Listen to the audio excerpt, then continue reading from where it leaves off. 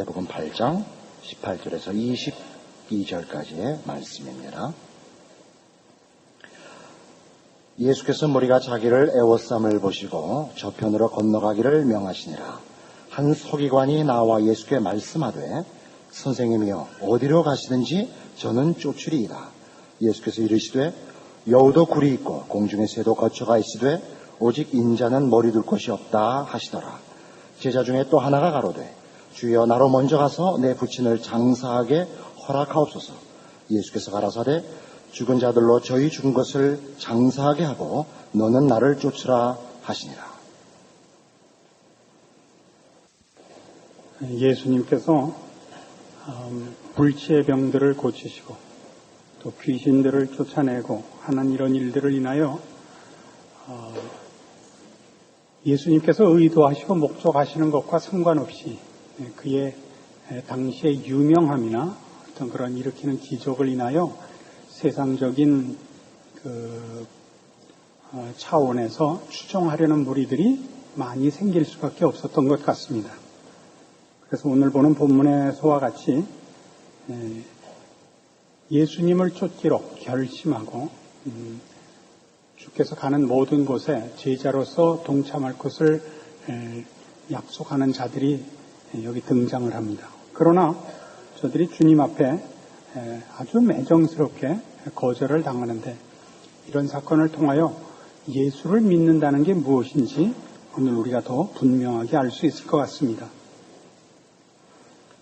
19절에 있는 대로 한 서기관이 나와 예수께 말씀하시되 선생님이여 어디로 가시든지 저는 쫓으리이다. 그러자 예수님께서 여우도 굴이 있고 공중의 새도 거처가 있으되 오직 인자는 머리 둘 곳이 없다라고 답변하시므로 예수를 쫓는다는 것이 세상적 차원에서의 보상을 기대하고 쫓을 일이 아닌 것을 가르치고 있습니다.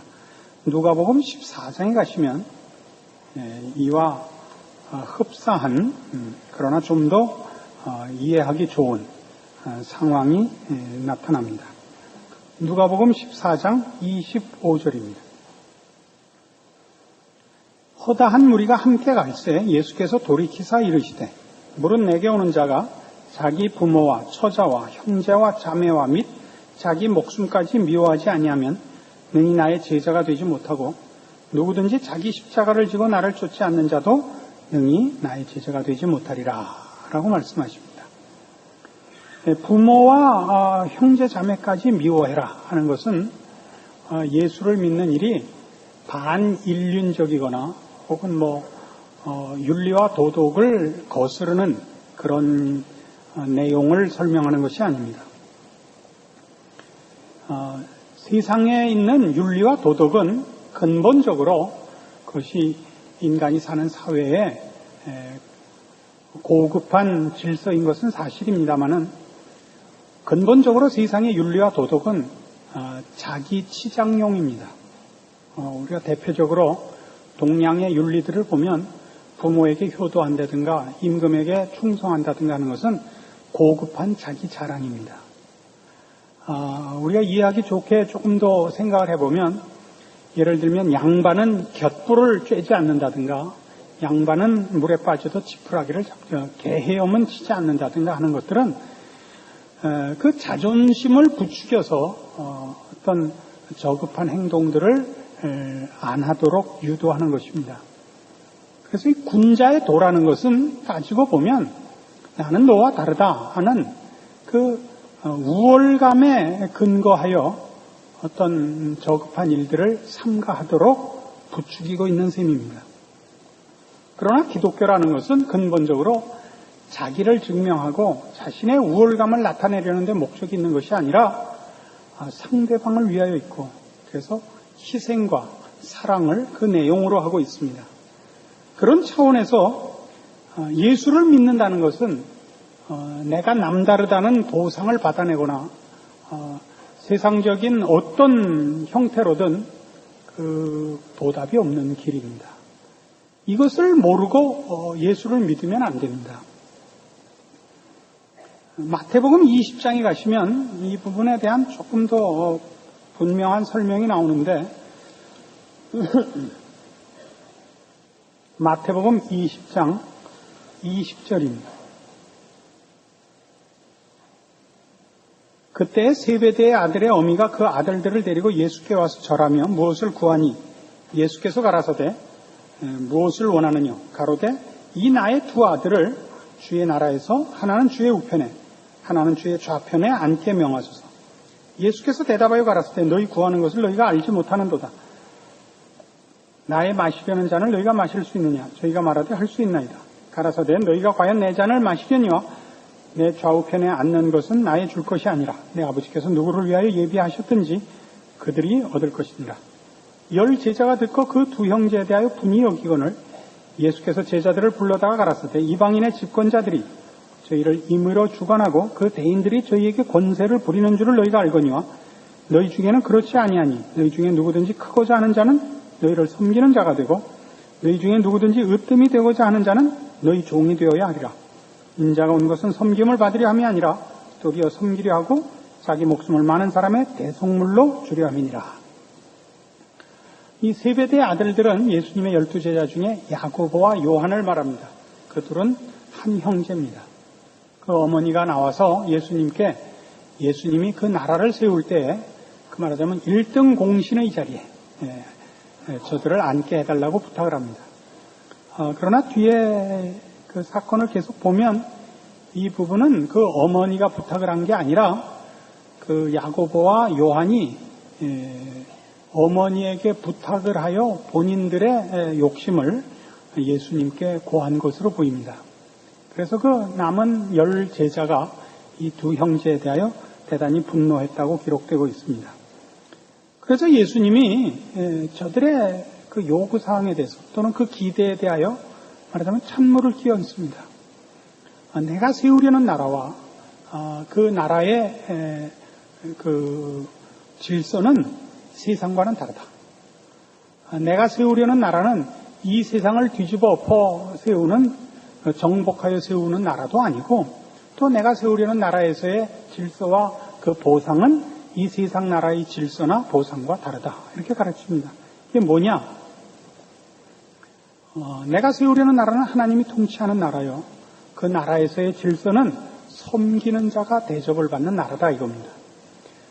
이 세상 나라는 높은 자가, 힘을 가진 자가 남 위에 군림하고 그 부리는 자들을, 자기 아래에 있는 자들을 마음대로 명령하는, 그래서 그 보상을 받는 나라이지만 내 나라는 그렇지 않다는 겁니다. 내 나라에서는 섬기는 자가 높은 자이고 또 상대방을 위하여 군림하기 위하여 존재하지 않고 상대방을 위하여 자신을 희생시키는 나라다 이겁니다.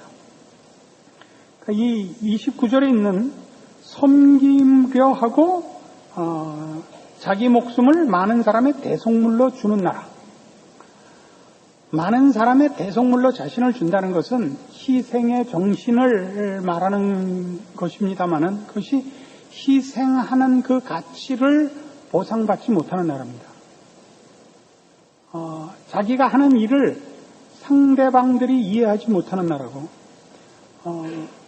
그 위하여 자기네들을 위하여 하는 그 사람에게 목숨까지 뺏어가려고 하는 고난과 그 오해를 감수하는 나라입니다.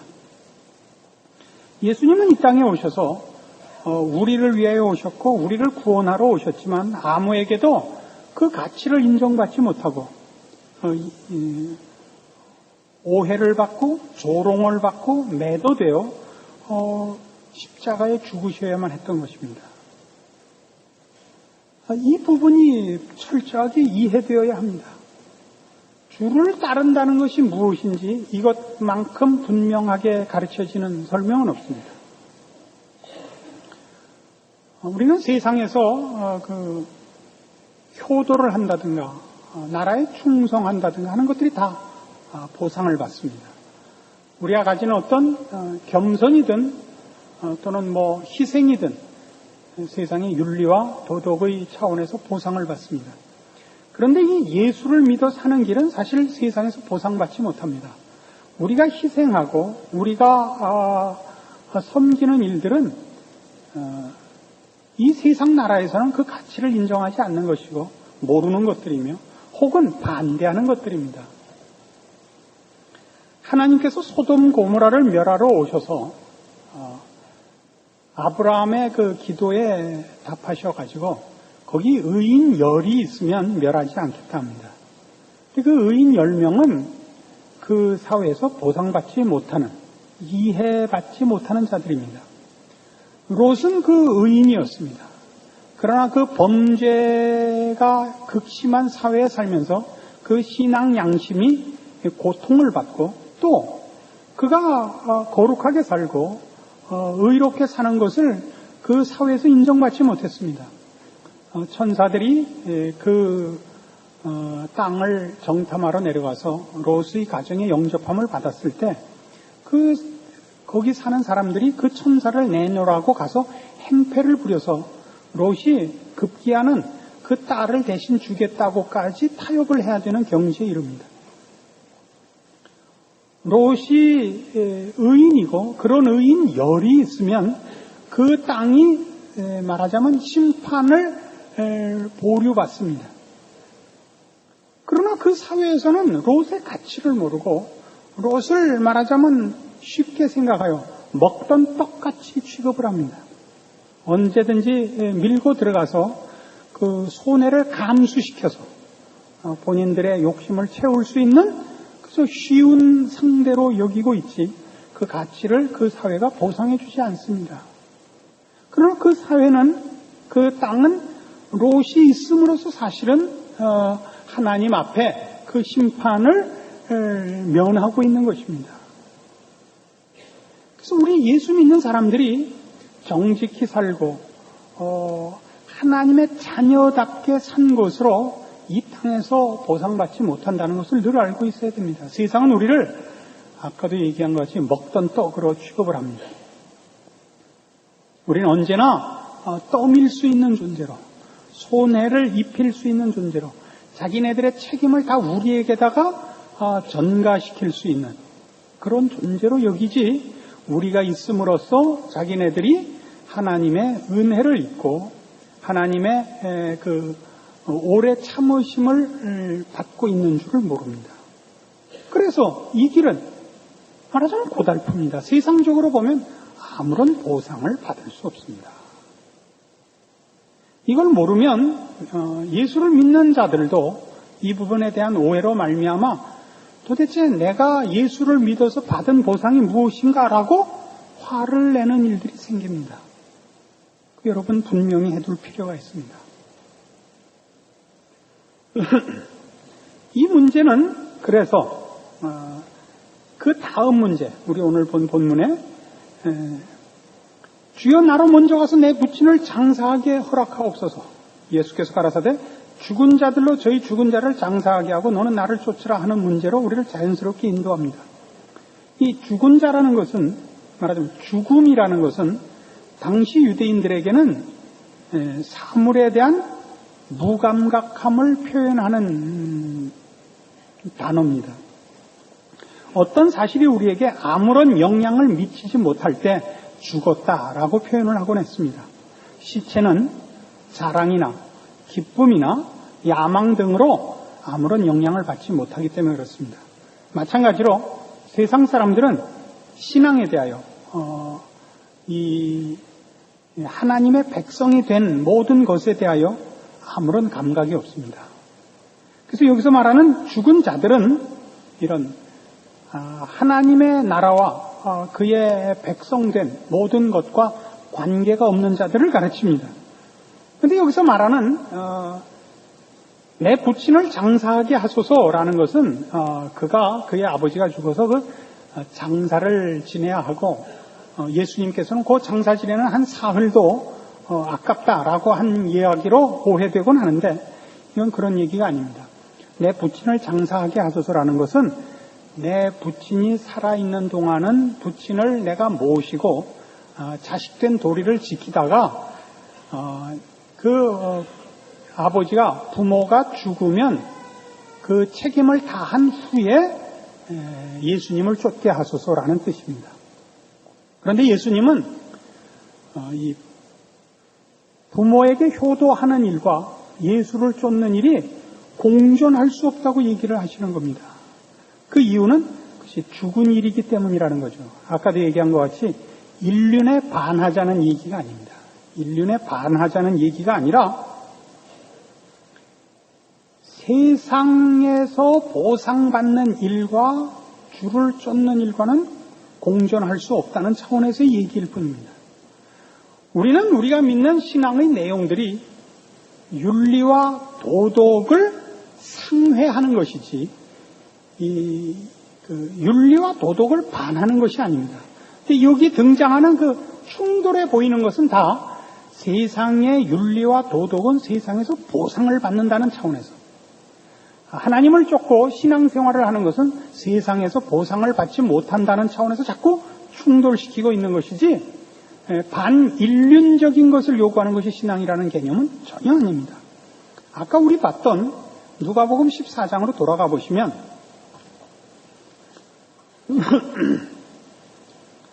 28절 이하에, 즉 아까 25절에서 27절까지 본 내용의 그 뒷부분에 오늘 이 문제를 이해할 만한 사건이 다시 소개됩니다. 누가복음 14장 28절. 너희 중에 누가 망대를 세우고자 할진대 자기의 가진 것이 준공하기까지에 족할는지 먼저 앉아 그 비용을 예산하지 아니하겠느냐. 그렇게 아니하면 그 기초만 쌓고 능히 이루지 못하면 보는 자가 다 비웃어 가로되 이 사람이 역사를 시작하고 능히 이루지 못하였다 하리라. 또 어느 임금이 다른 임금과 싸우러 갈 때 먼저 앉아 1만으로서 저 2만을 가지고 오는 자를 대적할 수 있을까 헤아리지 아니하겠느냐. 만일 못할 터이면 저가 아직 멀리 있을 동안에 사신을 보내어 화친을 청할지니라. 이와 같이 너희 중에 누구든지 자기의 모든 소유를 버리지 아니하면 능히 내 제자가 되지 못하리라. 이거 아까 본 무릇 내게 오는 자가 자기 부모와 처자와 형제와 자매와 및 자기 목숨까지 미워하지 아니하면 능히 나의 제자가 되지 못하리라의 연속된 설명입니다.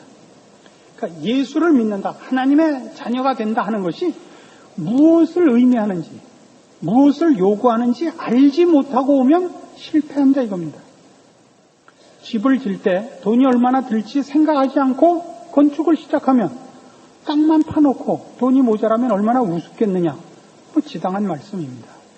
그러니까 예수를 믿는다는 것이 무엇인지 모르고 그것이 영원한 나라와 하나님의 자녀된 그 백성의 책임들을 제대로 모르고 그래서 약이 되는 세상에서의 오해 또는 세상에서의 어떤 고난들, 포기해야 되는 것들, 그리고 분명히 소유해야 되고 목적해야 되는 것들을 제대로 깨닫지 못하고 하나님의 자녀가 되겠다고 쫓아오면 이것도 실패하고 저것도 실패한다 이겁니다. 그래서 예수 믿는 사람들이 꼭 알아야 될 게 이거죠. 예수를 믿는다는 게 무엇을 의미하는가를. 여기 식으로 얘기하자면 33절에 있는 대로 자기의 모든 소유를 버리지 아니하면이라는 것은 그가 소원하는 것, 그가 바라는 보상을 세상적인 것에서 끊지 않으면 아무도 제대로 하나님의 자녀된 길을 걸을 수 없고 그의 신앙을 영원까지 이어갈 수 없다 이겁니다. 그 밑에 34절에 보시면 소금이 좋은 것이나 소금도 만일 그 맛을 잃었으면 무엇으로 짜게 하리요 그렇게 나옵니다. 분명하죠. 예수를 믿는다고 하면서 세상에서의 보상을 끊지 못하면 그는 하나님의 백성도 아니고 세상 사람도 아닌 이상한 사람이 되죠. 소금이라 그러는데 짜지 않은 소금이 된다 이겁니다. 이거 오늘날 우리에게 하는 말씀이죠. 예수를 믿는데 세상에서 그 보상을 받기를 원하면 그는 예수 믿는 자도 아니고 세상 사람도 아닙니다. 이런 사람들 때문에 예수 믿는 사람들이 세상 사람들에게 욕을 먹고 본인은 또 세상 사람으로서의 살지도 못하고 예수 믿는다고 한 것이 보상받지 못하고 하나님께 인정받지 못합니다. 앞에 늘 했던 얘기입니다. 사람에게 보이려고 신앙 행위를 펼치지 않아야 되고 또 본인은 기껏 하나님의 사람인 줄 알고 선지자 노릇하고 귀신 쫓아내고 권능을 행했는데 예수님은 모른다 그러는 이런 말도 안 되는 일이 생겨날 수 있단 말입니다. 예수를 믿는 것을 복 받으려고, 세상의 복을 받으려고 시작을 했으면, 그런 정말 세상 사람들이 누리는 그나마 세상에서의 자랑도 못 누리고, 또 하나님 앞에 나중에 서서는 내가 너를 도무지 알지 못한다라는 판정을 받는 자리에 떨어진단 말입니다. 그래서 우리는 이 즈음에 이런 분명한 질문을 자신에게 던져야 됩니다. 예수를 믿는다는 것이 무엇을 의미하는지 아는가? 그러니까 무엇을 기대하고 예수를 믿으셨는가? 본인에게 물어보셔야 됩니다.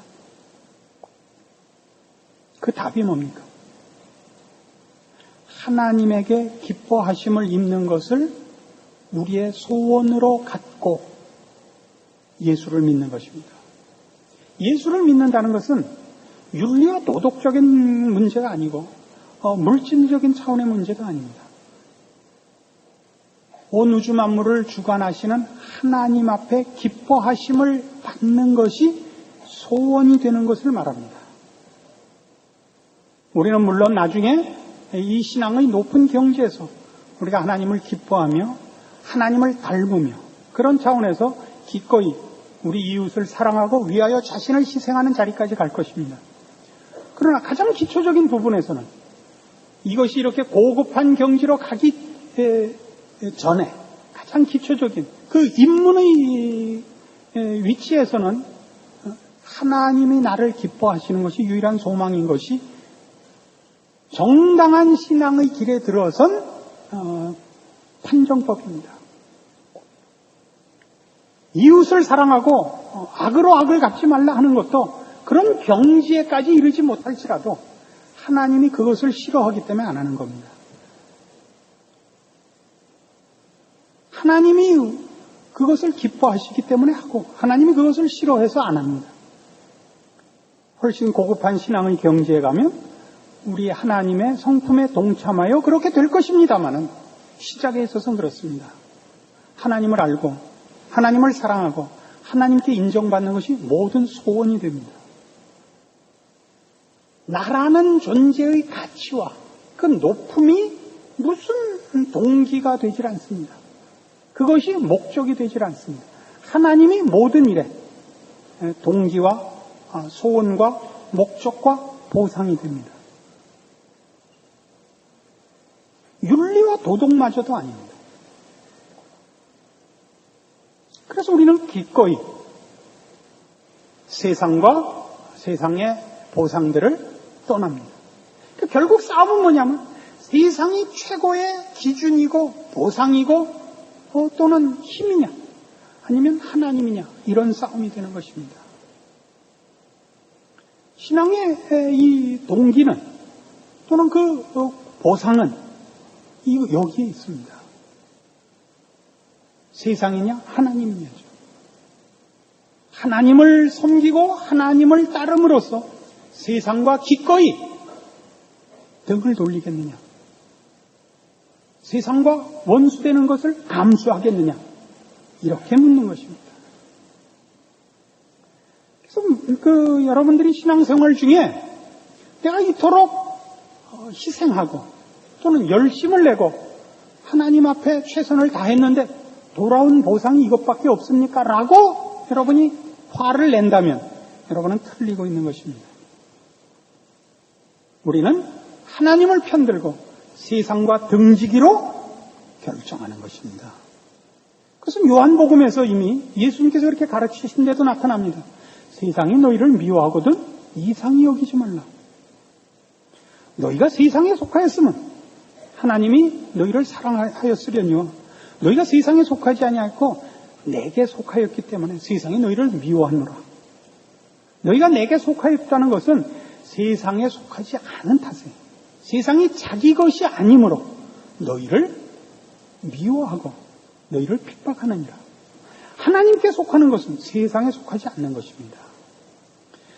세상에서 살지만 세상에 속하지 않은 탓으로 세상은 우리를 미워하고 우리를 못 살게 굽니다. 그것은 우리가 하나님께 속한 탓입니다. 이걸 아십니까? 예수를 믿는다는 것이 이것인 줄 아십니까? 여러분은 하나님께 속하였기 때문에 이 핍박, 이 고난을 이미 처음부터 각오해야만 되는 것입니다. 그러나 그렇게 함으로써 세상은 구원함을 받고 우리와 만나는 영혼들이 예수 그리스도께서 십자가를 지심으로 우리라는 결과가 생긴 것 같이 우리가 이 길을 걸음으로써 우리가 만나는 영혼들을 우리가 속한 이 영원한 나라에, 영생의 자리에, 구원의 자리에 저들을 불러들일 수 있다는 것을 유일한 보상으로 하시고 힘있게 이 길을 걸어야 하는 것입니다. 양다리를 거칠 수는 없습니다. 주여 어디로 가든지 쫓으리이다.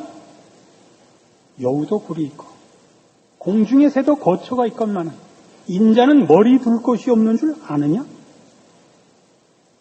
이것이 여러분에게 분명한 여러분 자신의 신앙 생활에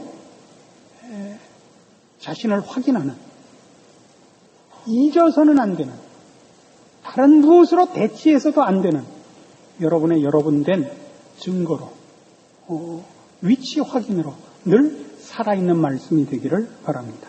기도하십시다. 하나님 아버지 은혜를 감사합니다. 우리 하나님이 우리 주 예수 그리스도를 십자가에 못 박으사 우리를 구원해내신 것처럼 이제 우리가 십자가를 지고 우리 주님을 쫓음으로 우리를 통하여 기적을 이루시며 죽은 영혼들을 불러내시는 것을 믿습니다. 우리가 오늘도 이 세상에 살고 내일도 이 땅에서 기동하는 것으로 우리가 만나는 사람과 우리가 속한 이 나라를, 이 세상을 하나님의 은총과 구원과 긍휼과 자비의 장으로 바꿀 수 있는 것을 믿습니다. 우리가 있음으로써 주께서 여기 구원을 베풀고 우리가 존재함으로써 주께서 이곳에 은혜를 베푸심을 믿습니다. 그러한 일이 일어나는 기적의 증인으로, 기적의 원인으로 우리가 하나님의 사람으로 충성되이 필요하게 우리의 삶을 주 앞에 바치게 하여 주시옵소서. 예수님 이름으로 기도합니다. 아멘.